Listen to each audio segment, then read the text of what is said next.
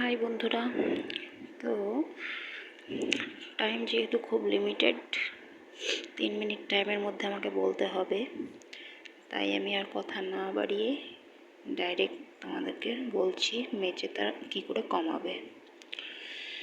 তো মেচেতা যদি দেখো তোমার স্কিনে কালচে কালচে ছোপ পড়েছে, ছিটছিট মতন দাগ দেখা যাচ্ছে, তো জানবে সেটা মেচেতা হয়েছে।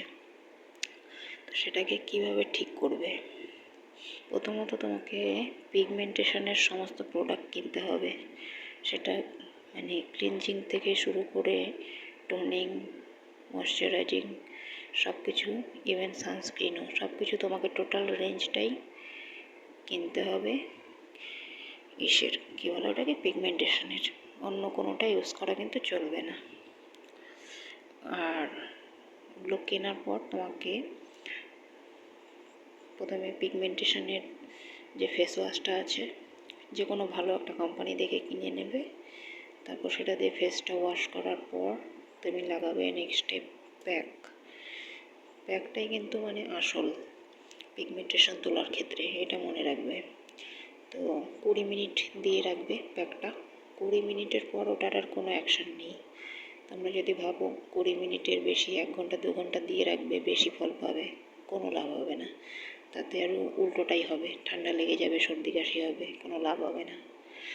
তো 20 মিনিটের পরে ওটার আর কোনো অ্যাকশান থাকে না, যা কাজ করার 20 মিনিটে কাজ করে বেরিয়ে যায়। তো প্যাকটা লাগালে একদম 20 মিনিট রেখে দিলে, পুরো মুখেই রাখবে, এরকম হাফ রাখার দরকার নেই যে দাগের উপর 5 মিনিট, পুরো মুখে 5 মিনিট, ওরকম কোনো কিছু ব্যাপার নেই। একবারেই তুমি 20 মিনিট রাখবে। হ্যাঁ, তাতে এটা হয়তো হবে যে তোমার দাগগুলো একটু বেশি বোঝা যাবে। অন্য যে জায়গায় দাগ নেই সেটা পরিষ্কার মনে হবে, যে জায়গায় দাগ আছে সেটা হালকা দেখা যাবে, তাতে কিছু যায় আসে না।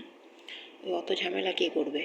একবার পুরো মুখে লাগাবে, একবার স্পট অ্যাপ্লিকেশন করবে, অত কার টাইম আছে?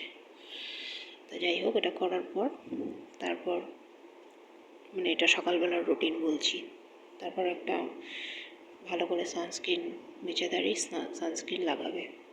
লাগানোর পর টোটাল হয়ে গেল। তো এই একই রুলস আবার স্নান করার সময় একই রুলস অ্যাপ্লাই করবে। একবার সকালবেলায় করবে, একবার দুপুরবেলায়, আর রাতের বেলায় তুমি সানস্ক্রিন বাদ দিয়ে আর যা যা বললাম টোটালটা করবে। তাহলেই দেখবে